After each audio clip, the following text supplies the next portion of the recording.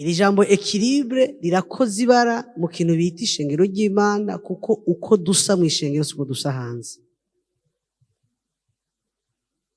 Imana ishimwe, Imana ishimwe cyane. Iri jambo equilibre rirakoze ibara, twahagaze mu miryango tubuza binjira tubuza n'abasohoka. Kubera iki? Ivyo tuvuga ntaho bihuriye n'ubuzima bwacu bwa misi yose. Ariko iryo jambo mwaryumvise haya muri Jacques ngo uwo muntu ameze nk'umuntu yamye muri dushe, yiraba mu kiyo, ashitse muri saro yibagirwa yabonye atarava muri iyo nzu.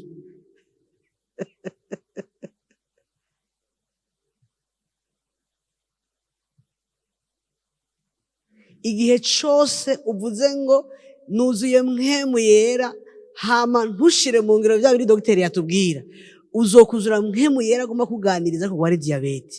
Ngorane nukuri, nutakuri kifata umubiri wawe ngo ugirire hygiene, uwufashe uwugirire neza, ukora ibyo bagomba gukora, uzosenga nukuri kandi mpwemu Imana gukoreshe, mugabo bagutereye sirine kandi nta ngorane, kuko nikijya pasiteri yavuze ngo ici mpwemu Imana ntizocishuza umubiri, n'ici umubiri ntizocishuza impwemu.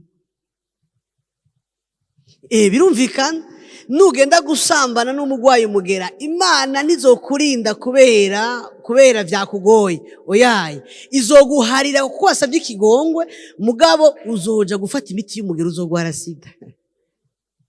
Kuko icimwemu nticishuza umubiri, n'ici umubiri nticishuza impwemu. Nariko ndarahojwanya ico dogiteri yaravuze ngaha.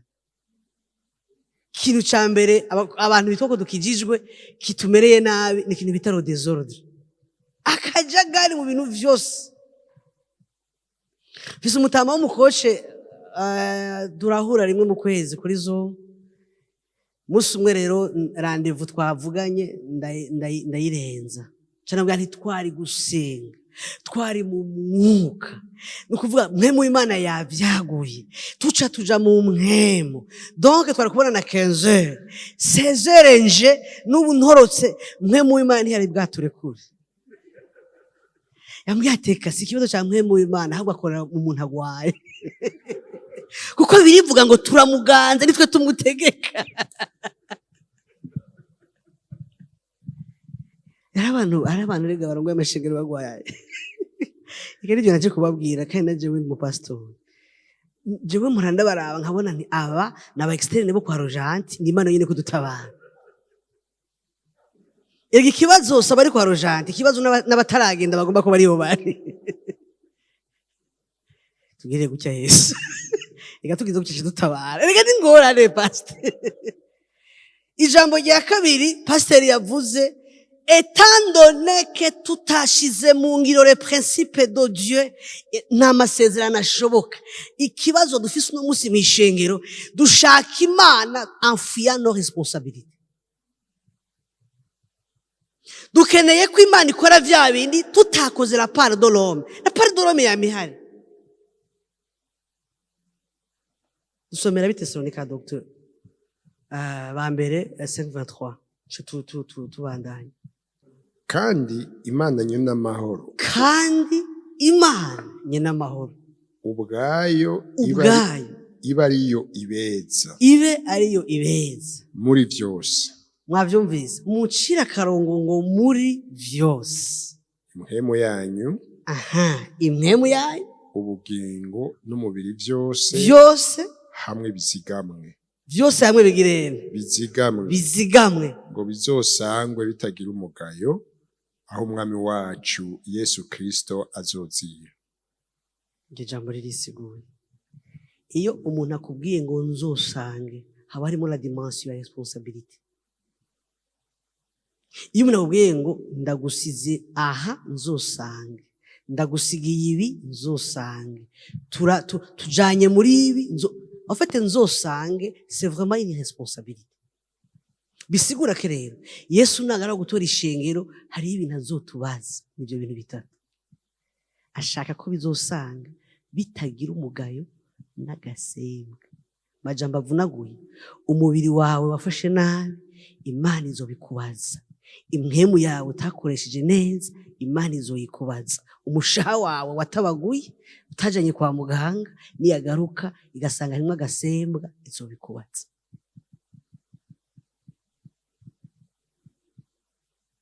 Ndabagoye ariko ndakabagora, niko ndabagora neza, kuko reka nababwire hariho ibintu batubeshe batubwira ngo twitegure kuja mwijuru, mugabo ntibatubwire ingene tubaho tutaraja mwijuru, kuko ingene tubayeho mw'isi nivyo bidetermine iyo turiko turaja. Ngo bizosangwe umwami wacu ahazozira, bize bisangwe bitagira umugayo n'agasembwa. Afate nta nubwo birekuriye kugwara, oyaye n'agasembwa gusa, ntibize bisange hari n'urutoki ruvyimvye.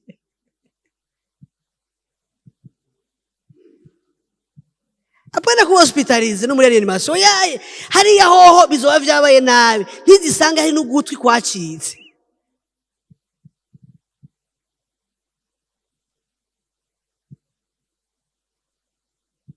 Ikiribu umwami Imana ahazuzira azosanga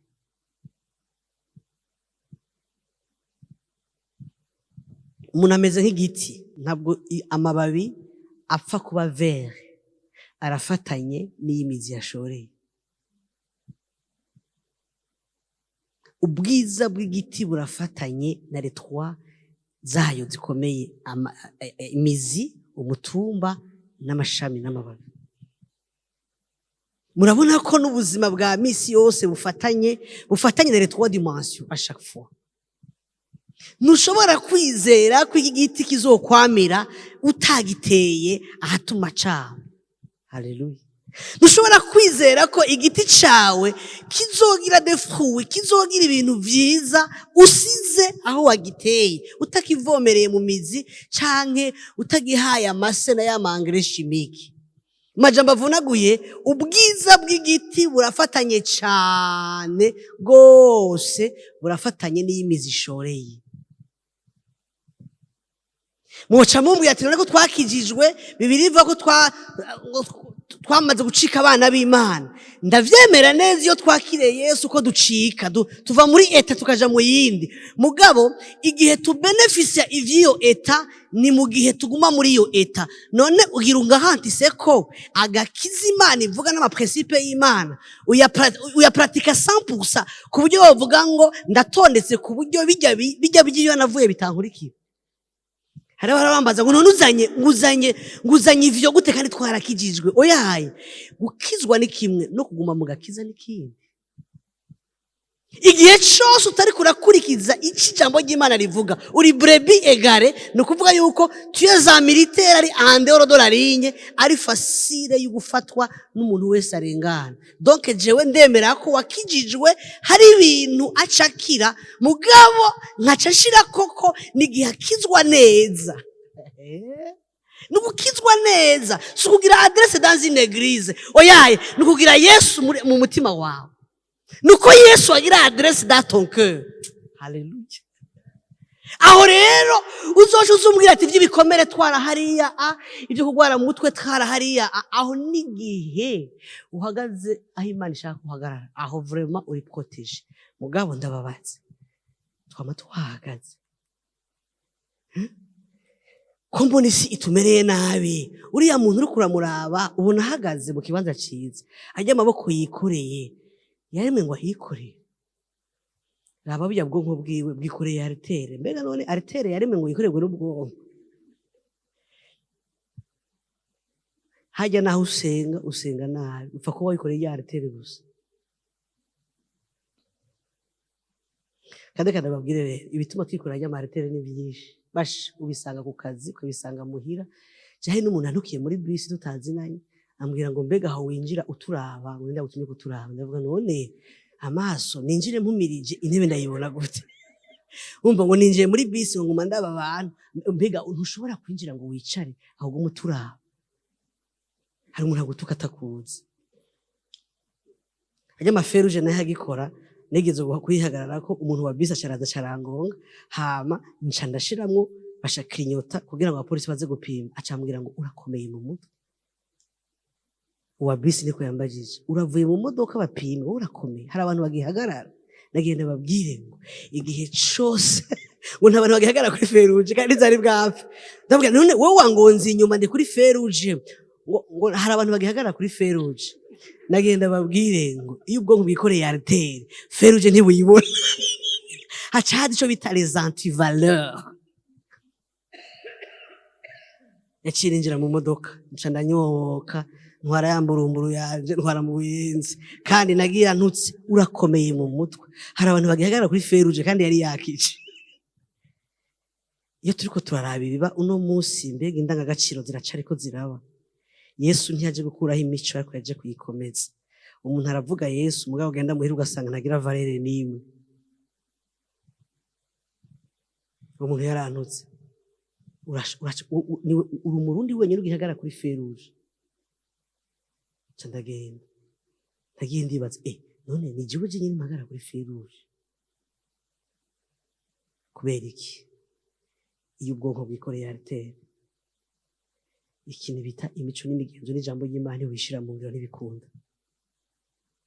Iyo dusenga, hari abazo ngo une souffrance physique, émotionnelle, spirituelle affecte l'ensemble de la personne et qui ifavoriza l'épanouissement intégral. Iyo dusenga, umushaha ugwaye, umubiri utameze neza, biragora ko twama vyamwa ijambo ry'Imana rivuga. None bakozi b'Imana, uno munsi ajya martere nta bantu benshi bayikoreye. Akazana Bibiliya, mugabo afite na artère iri invisible itaboneka. Uzomubona ariko aravuga ijambo ry'Imana, abatukira kuri podium. Reka ndababwire nuko ngira ngo abakozi b'Imana ntibaje ari benshi. Nari numva no babwira ngo burya hariho message z'umukozi w'Imana yarushe. Zirorushe kubona cyane. Ico bita fatigue émotionnelle, muhe Bibiliya, arasoma muri Matayo, mugabo arabatuka gushika mutashe. Imana ishimwe. Imana iturinde ya artère mu mutwe. Kandi kanababwire, kijya cuma twikoreye ntabwo ariko tukizana, kenshi barakitwikoreza. Amen. Niho muri kenshi bijya barabitwikoreza. Ntabwo ari uja kuyiterura, ntusi uja kuyigura muri garage ngo uyifabrike, oya, barayigufabrikira. Kandi kenshi bayifabrika n'ibiro bashaka gukorera. Apana ibiro wikorera. Ntibayifabrika baravye ibiro ugomba kwikorera, oya, bayifabrika baravye ibyo bagomba kugukorera. Ako Satani n'umuntu mu Bibiliya.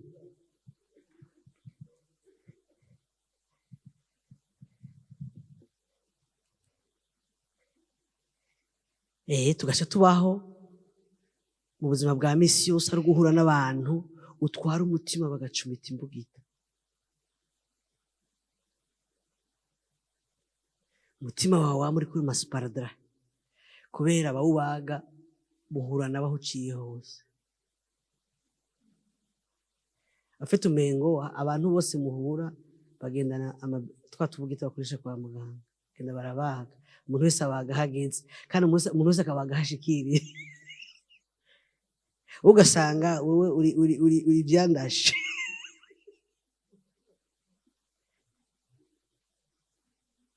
Kiribre. Umwami Imana naza azosanga imhemu, umushaha n'umubiri bitagira umugayo n'agasembe. Majambo avunaguye ku munsi w'iherezo, ibyo bintu biri mu bintu Imana izotubaza.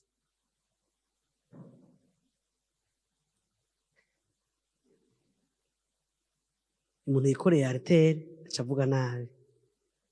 Murabona abantu bava nk'intanga ishaje, ugasanga umuntu avuga nabi kuva ku wa mbere gushika ku wa Mungu. Mwaramutse iyo ntaramuka wambona. Umuntu akavuga Yesu akongera akarekura amajambo atuntuza umutima, tubika umutima. Kubera iki? Muri vya santé mentale on donne ce qu'on a et ce qu'on est. Allo. Ico wabaye uzugitanga kuko tugendana nk'abantu bafise amabere arimwo amaberebere akwiye. Rero eta y'amaberebere arafatanye cyane ni mashine ya Fabrice.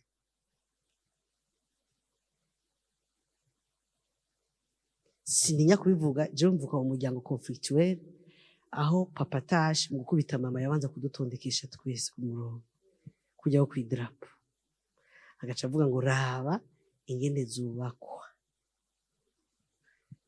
je fais un modèle, fais-le comme moi je le fais. Mama mu Kirundi yiriwe kurondera no ku Mutama nawe yiriwe kuvumba, agaca ashikamukubita yatuvyuye saa 8 y'ijoro, kandi agaca tubuza kurira no kumuvugira kuko ariko aradutegura. Bugisha bufise ntaho rihuriye, naho wakijijwe ntaho rihuriye n'ingene wanyu bashavura kandi waramwakiriye Yesu. Kubera iki? Iyo twakomeretse ntidukire, Satani aronka uturyango yinjiriramwo akakugerageza kandi agashika hashaka, kandi ufise adresse naho usengera. Petero yarazi Yesu kandi yari yaramuprevenye ko azomwihakana, ariko yarangije amwihakanye. Kubera iki? Yarakiri muri dogere yo kumumenya, ariko amaze kumwakira agahabwa ubushobozi, hageze ko bamwica yavuze ngo umwami wanje mwamubambye umutwe uri hejuru, jewe muze kuncurika. Yave de Pierre, le Pierre yakanye Yesu na le Pierre wa undi nyene yavuze ngo ahubwo mwatebeje mubikore, mugabo il faut qu'il y ait une différence entre ibambwa ry'umwami wanje n'ibambwa yanje. Aho Pierre yari yarakize, ariko muza amakosa Petero yakoze yakora nk'utwindi ikora mu butura. Majambo mabi, ugasanga umuntu arasenga mugabo yamana amajambo mabi, umuntu arasenga mugabo yamana ingofe, umuntu arasenga ariko nagenda babwire ngo uno munsi ikintu gituma imitima y'abenshi iriko irasenya n'amajambo babwiwe, kandi cyane cyane n'amajambo ava hatagomba kuva. Hahandi wari witeze ko gushishitira bakazana inkota bagakubita mu mutima.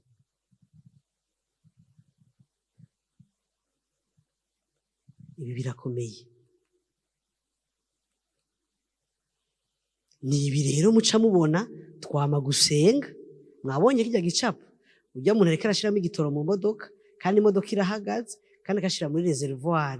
Mwarekana babwira ikintu kimwe, murazi gituma twama gusenga mugandi dutse n'amasengesho, nuko burya imoteri niyo yerekana ko igitoro amaritiro y'igitoro, ntabwo ari reservoir yerekana igitoro. Oya, kuri tableau hajya hari herekanwa n'imoteri. Igituma dusenga ariko ntidutse n'amasengesho, hari abantu bita solace ni absence de l'âme. Usanga ari umuntu aja gusenga mugabo umushaha wiwe waragiye kera, agasenga atagira umushaha, bya bindi bita gupfuhagaza. Ukaza abantu bakubona vre musobetse mugabo ari kiziga gitambuka n'amakuru. Uwofata ujya mu pompiste agashiramo igitoro mugabo ijya moteri idahari, canke agakura mu reservoir cyangwa mu reservoir, igitoro kizobandanya gitembera mu mapine, mugabo ijya tablo yerekana maritiro ntizopfiduze, kuko ijya tablo ntabwo ifatanye n'igitoro cinjiye mu modoka, ijya tablo ifatanye n'igitoro cashitse mu moteri. N'ahantu abantu baza gusenga kuva ku wa Mungu gushika ku wa kangahe, ukarindira ivyamo ukababura, igitoro kija mu mapine ntibagira imoteri kijamo. Absence de l'âme.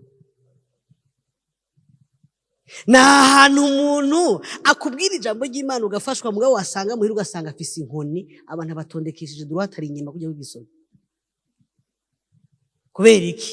Igitoro cagiye mu mapine nticagiye mu moteri.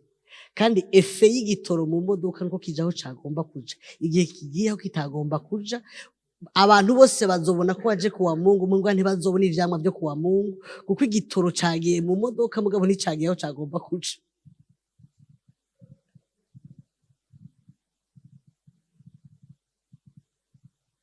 ni iki kintu ishengero rifise nk'ingorane. Abantu barategura inyigisho mugabo ziriko zija hehe? Inyigisho ziriko zishikira hehe? Inyigisho ziriko zija kwande? Uwonde abayeho gute? Yahuye niki? Ameze gute muri ame yiwe? Ikibazo si inyigisho, ikibazo naho inyigisho ziriko ziraje.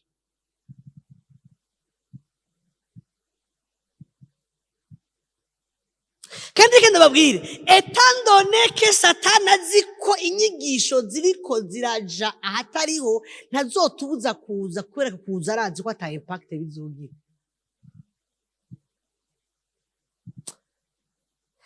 Numvise ikintu kinkoza ahantu naje ndiko ndakivuga.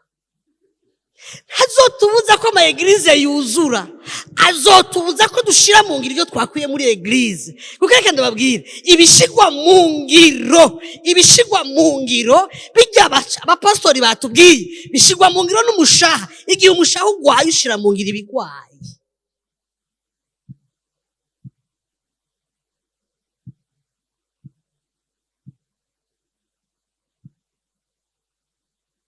N'ahantu uno munsi abantu baja bigishwa, mugabo ukarondera ivyamwa ukabura,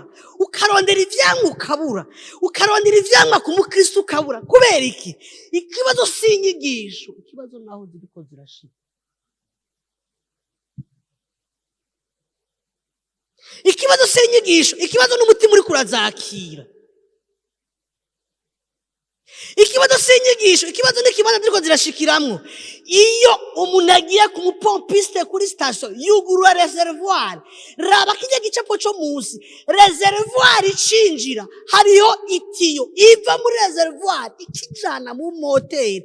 Kubera igitoro ntabwo gikenewe n'amapine, oyaye amapine akeneye igitoro kivuye mu moteri.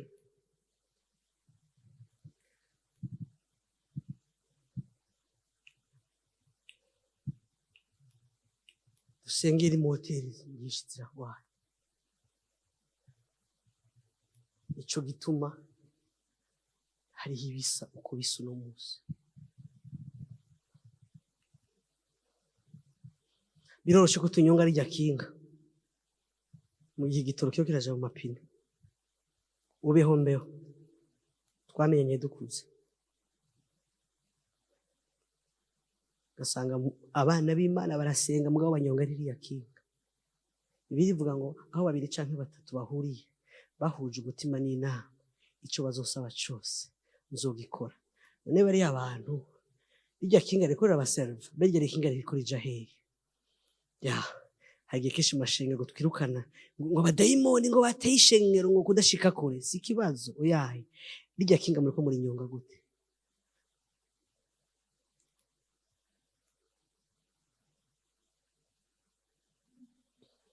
Nigeze kuba ndahande ndasenga, mwe mu Imana aranyibira kabanga. Kuba barungwana mwe mu Imana nibo bana b'Imana. Yari couple yabuze urubyaro. Hama ndiko ndabasengera. Tumara igihe, umwaka wa mbere, wa kabiri, wa gatatu, wa kane. Igihe kimwe mfata amasengesho, numva ijwi rirambwiye ngo genda ngo niba bakira muri kabine uze kubabaza bariko basengera iki. Ndavuga none imyaka yose ntibararonka umwana kubera bariko basengera iki? Baca baraza nuhana contact ngaha, abo bantu bageze mu bana bane. Ndababajije mbaza madame, Imana ikwisaba umwana uyuhe? Ndiko saba agahungu gasa na se. Papa uriko saba umwana, ndiko saba agakobwa gasa na nyina. Uyo mwana Imana ntawe ifise. Kwa muganga barabizi ibitsina bibiri haba arimo kimwe gikora n'ikindi kidakora. Nabaje bavuga ngo bafise bibiri haba arimo kimwe kigisharizo.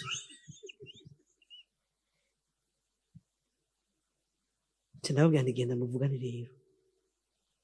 Nukuri afise abana batanu.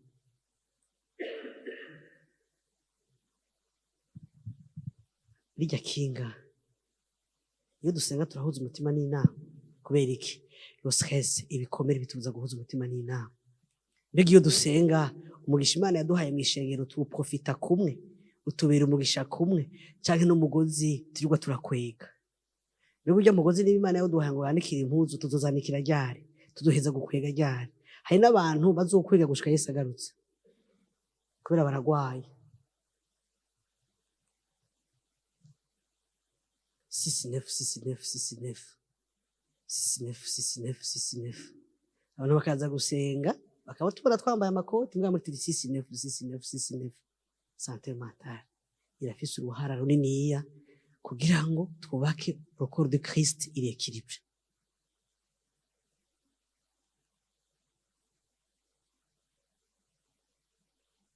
Kubera umwanya kijya n'igicapo c'umutwe hajya n'ubwonko, burya bwonko ndavuga ibihimba bitatu, ndavuga amidale, ndavuga hippocampe, ndavuga na thalamus. Amidale n'agahimba ko mu bwonko katumenyesha ivyatubayeko. Thalamus n'agahimba ko mu bwonko gafise devoir na obligation yo kudufasha kurekura ibintu bija muri cerveau n'ibirindira. Hippocampe nayo ni gihimba Imana yaremye mu bwonko ibintu birindiriramo mu gihe bifise uburemere bunini, anatanda kubiba ateniwe. Iyo bavuga traumatisme, iyo bavuga ibikomere, iyo bavuga kwitwara nabi, ni fois autant de choses qui sont dans l'hippocampe ziri en attente. Bijya n'ivyo bituma bica bidutera ico bita comportement modifié. En fait iyo hippocampe biguma birindira vyose kubera uburemere, kandi muri ko muraraba ivyo ducamo kenshi vyinshi baobrije kurindira. Hari n'abantu usanga byatanguye kurindira kuva kiri mutoya, aja kwishura agahura n'ababirindiriza, ugasanga mu buzima bwacu byose byama bigomba kurindira muri hippocampe. Hippocampe nayo nta burenganzira ifise byo kubirekura ngo bije mu malobe, étant donné que thalamus itarabona yuko ibiro bikwiye byo kujayo. Donc bisigura yuko igihe cyose hari igihe tuba mu buzima tudashaka ariko buri kondane na état de l'hippocampe. Nico Paulo yavuze ngo ngomba gukora iciza ariko ibikantanga imbere, kubera ko afise la volonté de faire mbwa bikanga. Burya l'hippocampe irakonditiona ingene ubaho. Nico bita iyo ariko baravuga le psychosomatique bavuga c'est quand la douleur psychique devient physique. Le somatopsychique c'est quand la douleur physique devient psychique. Kimwe muri ivyo cabaye kirakwega comportement. En fait ibindi ko ndavuga ndiko ndashaka kuja mbega comportement nziza ivukira hehe, comportement mbi ivukira hehe, physiologiquement parlant haba habaye iki? Birumvikana rero ko umuntu ashobora kuba ari mu kazi ukabura ufise ibikorwa conditions zikaba ari heyini, étant donné que l'hippocampe yawe yuzuye ugasanga ntugira umunezero, ntugira amahoro, kandi biravuze ngo bahaye amahoro yanjye singaba nkuko abisi bagaba. Yesu akaba yatanze mugabo ukayabura kubera iki? Ijya hippocampe yuzuye ituma tugira inyifata itabereye, itavuye ko twabishatse ariko ivuye kuri état de l'hippocampe. Manishimwe. Aha turi ngaha mu nsi yo kwinga ati mbega none jewe hari yibiki? Bimaze igihe kingana gute? Umuntu ugasanga bati jewe no musisi mvuga, mugabo ugacuvuga gusumba abandi bose, ugasanga umeze nk'imodoka cise amafire hariya kwa Busigo. Kubera iki? Iyo hippocampe yuzuye hari ibimenyetso bitatu ugomba kugira. Ikimenyetso ca mbere ugira ico bita manque ya maîtrise de soi, n'ubucimetriza, ukora ibyo udashaka imisi yose. Ikimenyetso ca kabiri ugira ico bita anticipation négative, Imana ikubwira kwizera ukavuga ati bijya babibwiye abandi jewe sindimwe, je si viwanje. Ikimenyetso ca gatatu gikomeye umuntu afise hippocampe yuzuye agira ico bita hypervigilance, yamagabiririje nkuko ivyabaye bigere bisubire. Ico gituma mu mashengero iwacu bigoye kuderega, kubera ari gihe uderega igaciba delegation delege izofita agarutse.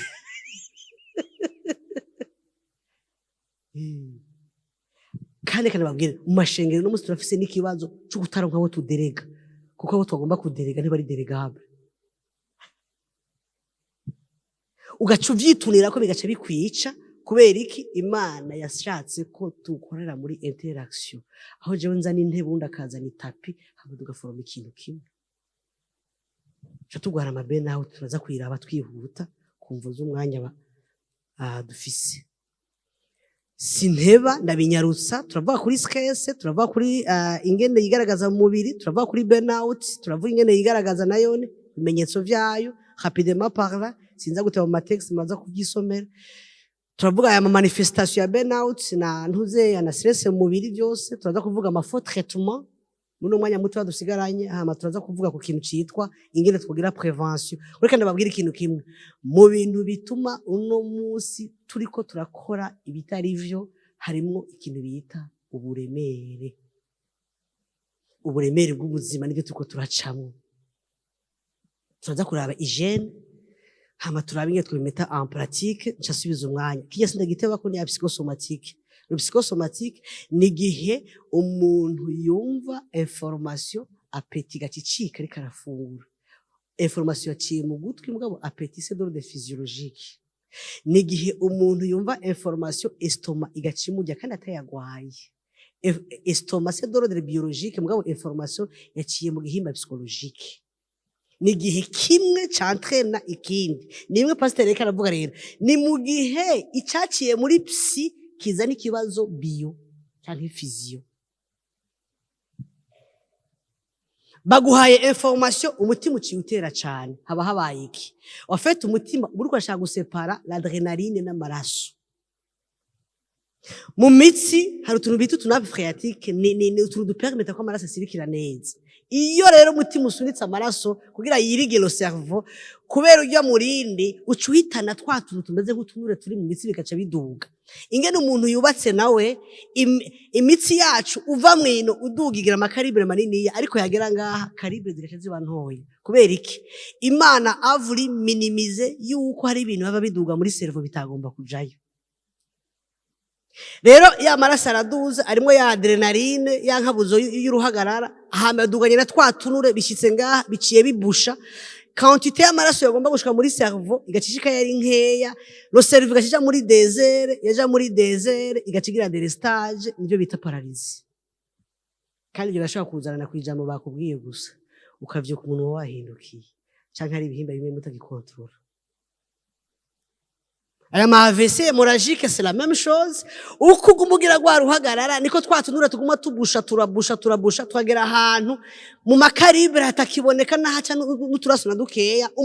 Le cerveau igaca yobrije umutima gutera cyane kugira ngo ive muri yo désert à la longue imitsi gaciturika. Ibyo bashaka kuzana kwijambo bakubwiye.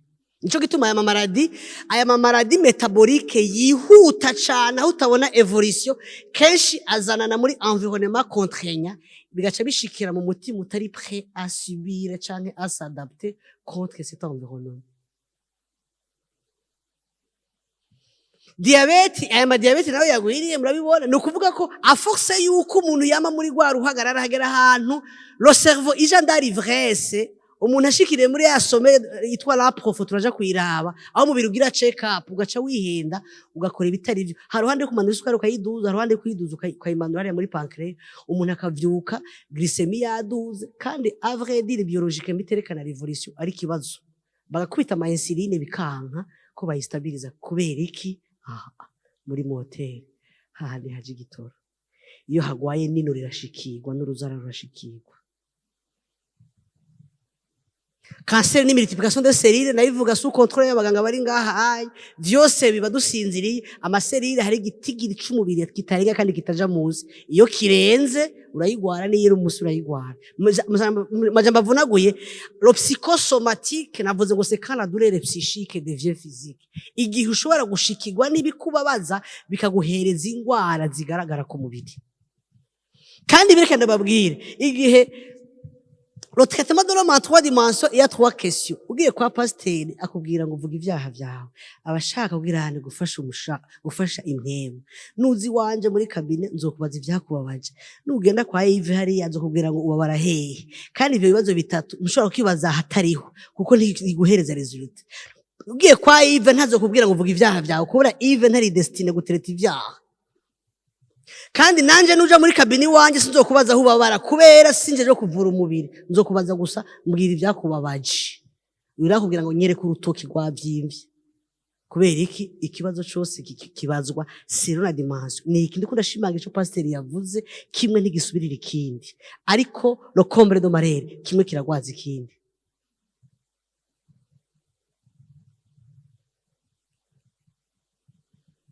Nirya tiro rigenda iyo tuko turahura n'ibiduhungabanya n'ibitubabaza rirya tiro riragenda mwabonye n'amafazi y'amatiro sinza kuyatebamwe andormissemane kajya gatiro kakwiba somera legere n'agatiro ushobora kwibuka ivyo mwariko muraganira n'umuntu mugabo ku mwanya wa nyuma somera profo ni hahandi rero umubiri uja sura anesthesie ugasinzira hama hakabaho ico bita check up hama sommeil paradoxale niho habera ivyo gutunganya ivy'indoto nivyo twiriwemwo hama muri sommeil de latence ni itiro rigira ico bita la fixation de l'information itiro ryose rirafise benefice iyo utaribayemwo n'umwanya wagomba kuyimaramo ngo uyimaremwo les bénéfices wagomba kuronka ntuzoroha ujya muzingi w'itiro kenshi turawuhungabanya tukaja dushaka kandi nababwira ijya horloge biologique iyo yahungabanye itanga na yone ibimenyetso bitatu manque de concentration umuntu afise horloge biologique perturbée ni wa muntu agenda kukaza afise programme ugasanga mu bintu 10 il n'a pas même fait les deux kubera iki aragerageza kunywa amakafe n'amakafeine bikanga kubera la concentration ijya horloge biologique irafise uruhara runini ica kabiri iyo yabaye perturbée umuntu agira a développer sens de irritabilité usanga ari wa muntu ameze nko mwahato ashavuzwa n'ubusa kandi uko sikaramuhungabanya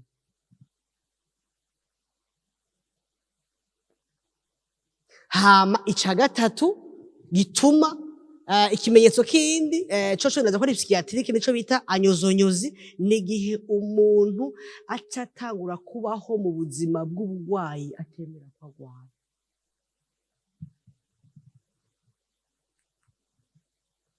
hama rero gacubaho mu mushaha ageneye amafonction y'umushaha yaramenaguritse hariho kwiyumvira hariho imigenderanire hariho réflexion hariho relation hariho emotion hariho ibigumbaguma n'ibishobisho mbega yakane niye ndayibagiye n'amafonction ane mu bwonko iyo baba umuntu yapfuye ahagaze nizo fonction zidahita harimo imigenderanire harimo ibigumbaguma n'ibishobisho harimo kwiyumvira hamwe no guhitamo rushwa mu bisanzwe satani yaje akeneye yuko tuza gusenga mugabo ntizo dushire mu ivyo twasenze yicaye amafonction ane hagera guhitamo ugahitamo nabi hagera kwiyumvira ukiyumvira nabi hagera kugira ibigumbagumba ukagira ibibabaza abandi hagera kugira imigenderanire ugasanga ubana nabi n'abandi ofete yicare 4 fonctions kugira ngo akurekuze mugabo utaje kuko avuga ati nahagiye ntaca azobamarira ahubwo ibinishe bizohinduka arme de destruction kubera iruhande yiwe naho usanga umuntu mu buzima bwe bwa misi yose ari wa muntu arasenga mugabo ntashobotse kubera iki ivyagomba gusenga najya amafonction iyo vyononekaye byose bavyononekaye sinza gutebaya n'amadefinition ya stress yabivuze pasteur n'abacenga hana muganga hariya stress nituyevita ahubwo stress twiga kubana nayo hariho stress nziza akabana stress mbi stress nziza ni idupushinga ukora ibintu n'umuhate stress mbi ni ya stress usanga imaze kuba chronique yamaho aho usanga ari ikintu n'umuntu n'ikibanza cakubabaje uri kondane kucamamwo ugasanga igihe cyose ukibonye gifite ico kikwibutsa na rero ibi biteba bikatuzanamwo ubwo bwaye ndiko ndavuga sinza guteba ariko ndabereka tuje mu bimenyetso ririya rya figo adrenaline ni kariya kari hejuru ririya chapeau kuri rya figo ryo hirya kaya karakomeza nk'agakofero iyo rero kaguma kirundurira mu maraso ngibiriya ibice bidushikira umuntu atangura ibintu bya augmentation de la fréquence cardiaque umutima ugatangura utera nk'ugomba kugucamo ica kabiri arico bita dilatation des voies respiratoires twabivuze kubera ya adrenaline bari nyinshi rikiraca muri ya miyoboro haragera ahantu aho bijya dilatation harico bita augmentation de la glycémie twayivuze aho cyo twija kwiroturuva bya bisukari byaduze réduction de la digestion ugasanga umuntu arafungura mugabo naho yogicamwa ya mumengo yariye isi n'ijuru système digestif iraba perturbé n'ibindi niyo navuga hariya ayo ngibiya ibica biza mwabonye ya hypertension artérielle acaza ya trouble du sommeil acaza ya hypervigilance ngiriya ya fatigue chronique ukaryama mugabo ukamengo ntibigeze mu gitanda ukavyuka urushe kandi uragiye kuryama hama naya problème métabolique zo zangwara zica ziza zigatonda kujya kwa basoda batonze kwidrapo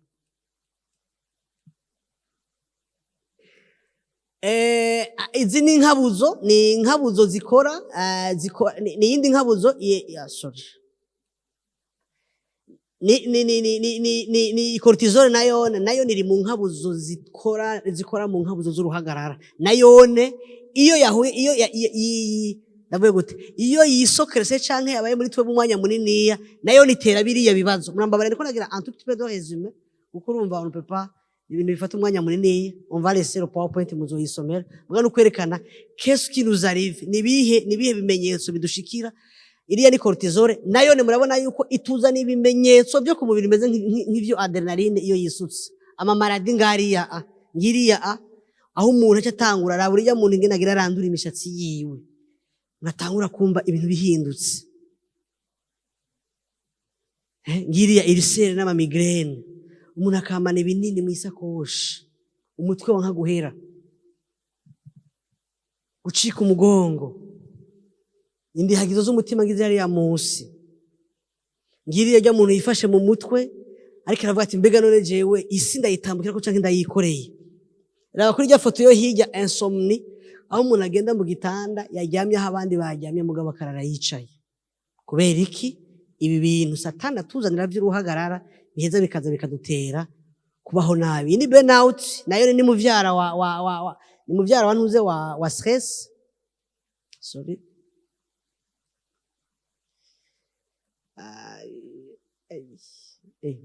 nagiye mu biki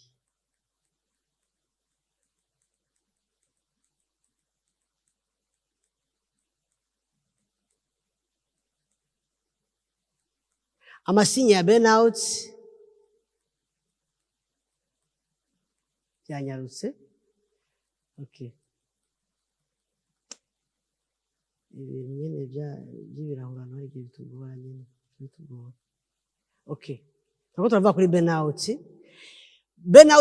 bayitango ni état d'épuisement professionnel aho ushaka kugira ibikorwa byinshi ntiwitwararike canke ngo urondera umwanya wo kuruhuka hama mubiri ugatangura kuzana système d'alerte amasinya ngariya ni épuisement profond aho wumva umengo nuwo gutuma gutora ikaramu arakugoye fatigue constante ngiriya kwa mufise uruhe bw'amaho désintérêt envers le travail jewe numva atakina kimwe nshaka gukora ukumva umengo gutonda kubikorwa ni sakirirego sentiment d'inefficacité kumva yuko atacushoboye kumva yuko umuntu akora n'ibindi kumva yuko nivyo wakoze ata accomplissement ijya ni OMS ngene bidefinise bavuga yuko le stress l'organisme est en état d'alerte pour réagir à une situation spécifique la personne conserve l'espoir de s'en sortir mugabo burnout la personne est épuisée désengagée et ne ressent plus la capacité de faire face à certaines situations un peu compliquées kuvuga ko ibi bitera amakoze mauvaise gestion du temps bakizwa iki kintu kigarukirwa tugomba kubaho dusenga ariko tujera umwanya ngo ni mwe mu Imana ngo vyaryoshe mwe mu Imana n'ibiryoha ntibigira umwanya aho biherera hari n'abandi bagira aya maburnout kubera ikintu ca perfectionisme kwa mushaka gukora ibintu bimeze neza uri mw'isi kandi uri gukora n'abantu batameze neza gushaka gukora ibintu bimeze neza uri kumwe n'abantu batameze neza bagutera kubikora nabi kandi nabo bashaka kubikora neza problème financière tuyivuga aho uvuga ati kameme ibi bintu ni indivisible aya mahera ntagaburika hari igihe uja muri finance aho ibiharuro bitagaburika isolement social sinza kubiteba ko muzobisoma kubera imvo z'umwanya cyane cyane nje kubimenyetso nayo ni fatigue chronique umuntu agira maux de tête fréquents sommeil nayo ira perturbe indi hagizo y'umutima imitsi irandarara hama ngahari yahiye ama symptômes psychologiques harimo kuba irrité kwa mufise umubabaro no kumererwa nabi na trouble de l'humeur udashobora gusigura difficulté à se concentrer twakivuze sentiment de débordement kumva umengo ibintu byose byakuguyeko incapacité à gérer des tâches no kwa muri anxiété n'ibindi amasymptôme comportement dutwara hehe ucuba umuntu uri désorganisé kugira ico bita la procrastination accrue kwama ibintu vyunguruza reka ndabishire kuwa kabiri reka ndabishire kuwa gatatu reka ndabishire ugasanga ukwezi kwaraheze ataco wimariye kumva umengo ntufise kumva umengo ivyo bari gukora no musi wobikoreje afite benshi biyumvira ngo nukugira ngo wayehe programme mugabo ariko biza mu bugwayi mu budashaka ico ukora aranwenze mu byo yari yaye évitement des responsabilités tuma bana akajewe ndeka numva nta mwanya mfise akarondera ibintu bituma datumwa papaswe atabishoboye mugabo kubera ya energie yaraheze perte d'intérêt pour des activités auparavant appréciées bya bintu ho rukundo kumva umuhate wabyo ugirahera buhoro buhoro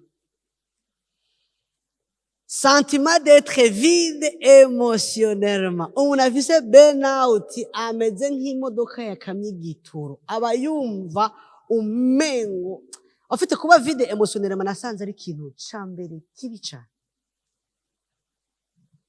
incapacité à faire face à des situations simples perception négative y'abantu abantu babiri bahagarana hari ati hajya nta kintu ko barakora bariko bampangira imipango canke baranyanka bariko baramvuga ucume ngo uwo muntu arerekwa gusa yerekwa ibyafu igari umuntu yibwira akaba nk'uwo mwice ati hajya arabihejeje arabimaze amabena utera amaze abantu bari n'umugumara abantu mashingira débordement émotionnel perte d'empathie ni mupfe ntaco mwobona ati kwana akababuze umuntu baracara 8 nzogenda hageze kuwa kabiri ugasanga umuntu ntakireponda kuri bya bintu d'ordre social vyara biri centre d'intérêt en tant qu'individu sentiment d'inefficacité bayivuze hamu gazo umuntu arabwira ngo caje we hageze ko nipfira ntaco nkimaze icoma n'imodoka ikangura baisse d'estime de soi gasanga umuntu arisuzugura amafoto leta basiza kuyatebako yego hariho abaca baza tugatamba igisirimba kubera igisirimba baraza kwiruka nta bintu d'ologique birimwo atereka niruke nje muri gym tonic kamusa hariya ntibaza kumenya ivyo ndimwe simbuza abatamba igisirimba ko ari amakosa mugabo jiwe nama ndondera iyo duhejeje gutamba ifu kutondereza ibita twatambye kubera iki hatamvye nde none hatashende igisirimba gitanzike abantu mutamba ibisirimba mu bibandanye mpaka yese agarutse je sindavyanga naje muhanda bitamba mugabo kiresoreza ibita derire igisirimba nico gitwa muri ko muraraba muri no misi abantu ntibagishaka kwiga ntibagishaka des enseignements aho yicara bakamwigisha bashaka ibintu superficiel kubera burya kwiga higa umuntu atagira burnout umuntu afise burnout niyiga kandi afise épuisement professionnel erega ntibigiraho bica abashaka ibintu superficiel biruke babiri yaje niyashika ajya hanze kubera badashaka abantu babazi ibibazo biri complexe aca abafise inyishimo ewe twirutse twahezagiwe alors que muri enseignement ubu uri oburije kuvuga teme yagufashije na verse yagufashije alors que nawe uyo muntu muri we ivyo bintu nibigiraho bija nta energy nanke yafise abashaka aze kugenda ahantu biruka aze kuba afise inyishime gusa twahezagiwe mugabo ntumubaze mwahezagiwe niki yabivuze sinza kubiteba abo muganga ya presence imbere yanje nibice bitoroshe y'ama presence n'ibindi ibisine bigarwa modo tete aho umuntu agira amanoze ugasanga umuntu yamana kanoze kandi bagenda kwa muganga ntibatora ingwara gwaye vomisema kwamana imisonga mu gikiriza abana hari n'abandi baca bagira ibiro vyinshi hari n'abaca babitakaza kwamana uruherehere amadurere lombere gucika umugongo hariho n'abandi vya bikorwa vy'Imana byo mu gitanda bice bigenda gose kubera bijya bibaho hari umutekano pete de libido hari n'abandi baca bagira excès de libido kuko swate ni kimwe urayibura gose canke ucumera nk'impene habamo kimwe kumva deje umubiri ugwaye uja ku ma extremity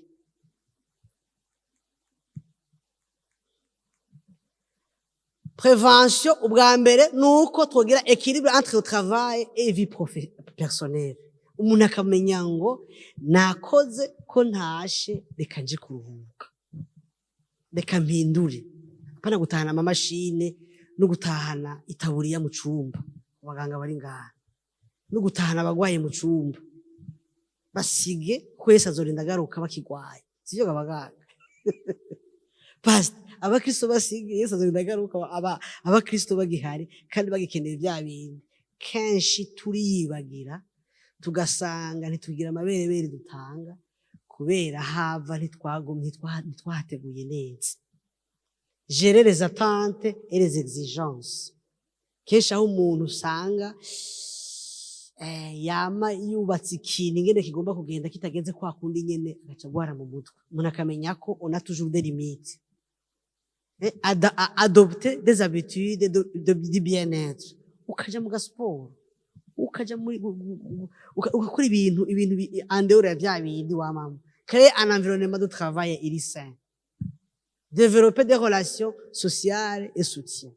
Apprendre à reconnaître les signes d'alerte. Kuko ibi bituma kenshi tutabimenya tukirutuva dutwaye kwa muganga atete twitwaye. Intégrer des moments de repos et de récupération hama kwevita le sédentarisme. Aya nama hygiene muzoyasoma tugomba gukora kugira ngo ko ndiko ndara umwanya ndabona ku mwanya wagiye tugomba gukora kugira ngo umuntu agire ya bien-être.